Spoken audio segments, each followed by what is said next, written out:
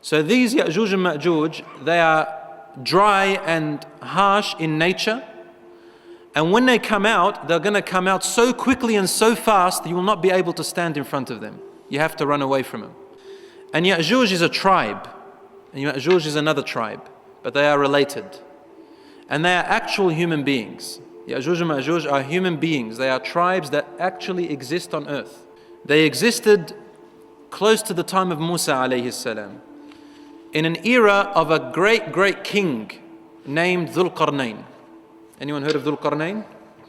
Dzulqarnain, the man of the two horns. He was called that name because he used to wear a hat that had two horns coming out of it. Dzulqarnain was an extremely powerful king, and he was a worshipper of Allah, a righteous, just Muslim king, among the best that ever existed on earth. And he had so much power, so much authority, that his kingdom reached, why do I say almost? Because there were parts of the world where civilization hadn't reached yet, as today.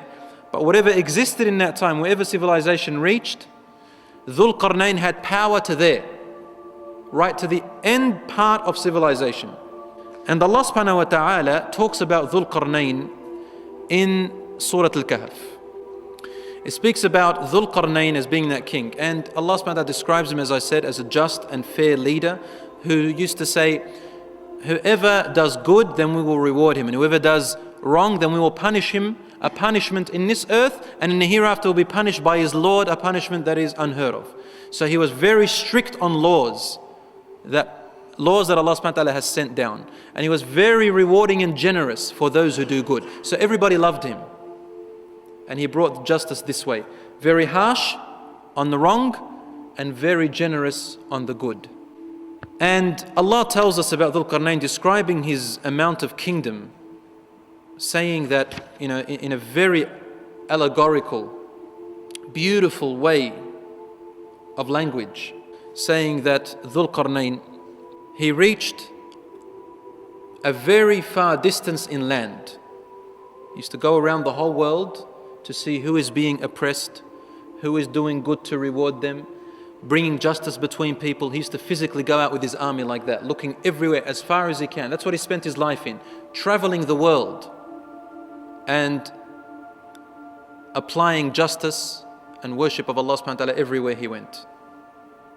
So Allah describes one of his journeys. He went one time to establish justice, and when he reached, Allah says in the Quran, حتى إذا بلغ مغرب الشمس وجدها تغرب في عين حمئة. When he reached the place of the setting of the sun, he found it setting in a murky pond or in a murky water. What does this mean? Now, there are non-Muslims out there who try to use this against us. They say, what's this Quran talking about science? How can a sun set inside of water when we know that the earth rotates around the sun? And how can a man reach the setting of the sun? The sun doesn't set, the earth rotates around. You can't really reach the sun. There's no such thing. What these miserable people don't understand is the language of the Quran. The Arabs at the time of the Prophet ﷺ understood it better than these miserable people. And if there was any problem with it, they would have beaten them to find a fault in the Quran. Trust you me. So these people come and use half-suck twisty English, and they try to explain the Quran through their miserable ways. The Quran here is talking allegorically, because the Quran addresses human beings. And when you address human beings, and especially the whole world, it has to address them in a way where everybody could understand simple language. Allah is saying allegorically in a beautiful speech that in two things. He reached a place where it looks like the sun is setting. It looks like that. It's like saying, oh, the sun set behind the mountain, behind the hill. If you go behind the hill, will you find the sun? No, we say it's set behind the sun, behind the mountain. Everybody uses that language. Or you say, oh, look at that rainbow. It starts from there and ends there. But it doesn't really end there. It doesn't even come on earth. So it's what the eye sees. Allah says, when he reached where it seemed like the sun was setting. In other words, Allah is telling us, Dzulqarnain reached a very, very far end of the world. He said he found it setting in a murky pond, meaning it looked like as if it was setting inside the ocean. And it looked murky to him. Because when the sun is setting, you could see a very strange appearance on the surface of the ocean.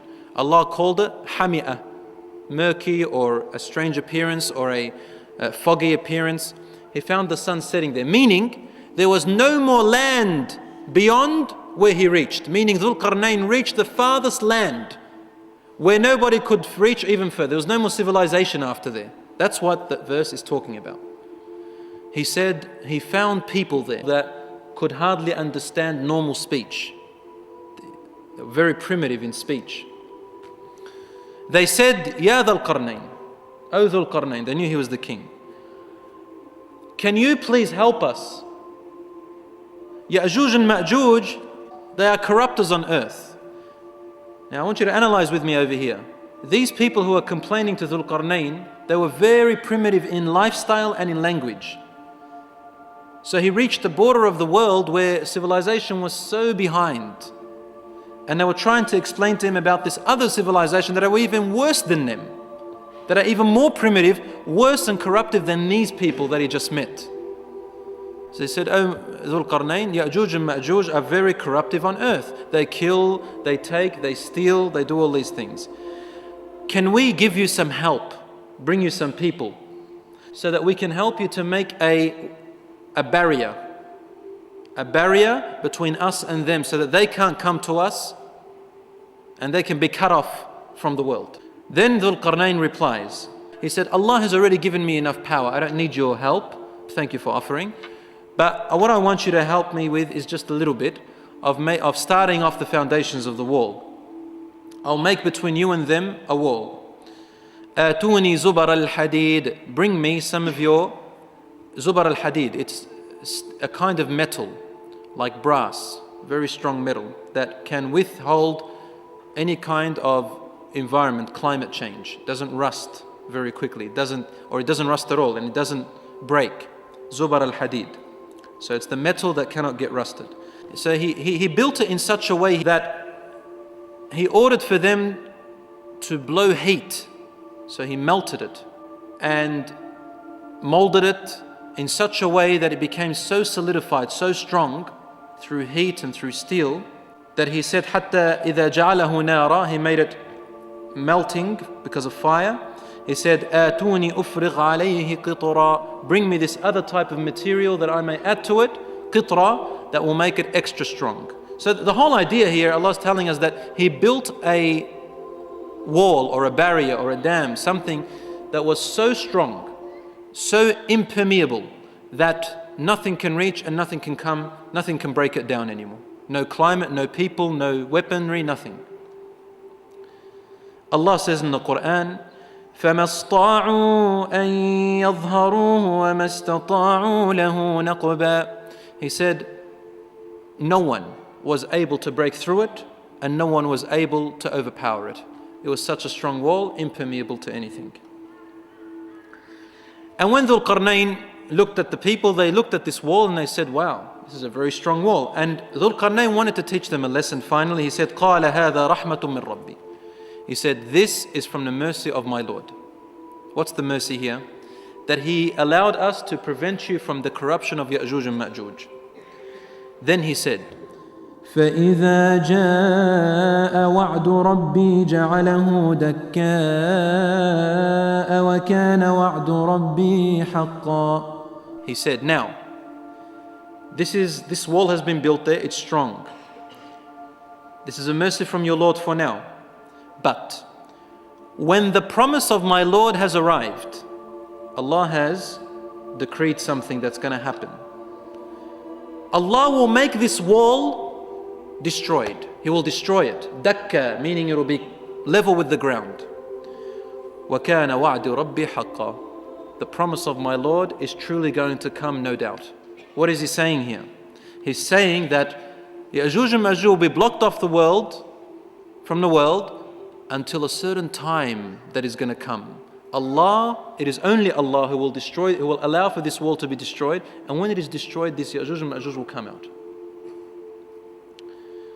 Allah says, وَتَرَكْنَا بَعْضَهُمْ يَوْمَئِذٍ يَمُوجُ فِي بَعْضٍ وَنُفِخَ فِي الصُّورِ فَجَمَعْنَاهُمْ جَمْعًا. He said, and so we left them, JUJ and MAJUJ. We left them, and we left the people like this, in this way, JUJ and MAJUJ away from the people, and they living among one another. Allah says, but we will surely bring everyone, including Ya'juj and Ma'juj, everyone back when the trumpet is blown. So no one has been able to break through this wall ever since. And Allahu A'lam if anybody has ever reached that place. But if you want to know where it is, from the tafasir that I've read, and Allah knows best of course, they indicate that their position is somewhere near the upper part of the world, towards the North Pole. So towards the Russian areas in that sort of region, higher up towards the North Pole area. And Allah subhanahu wa ta'ala knows best exactly where they are.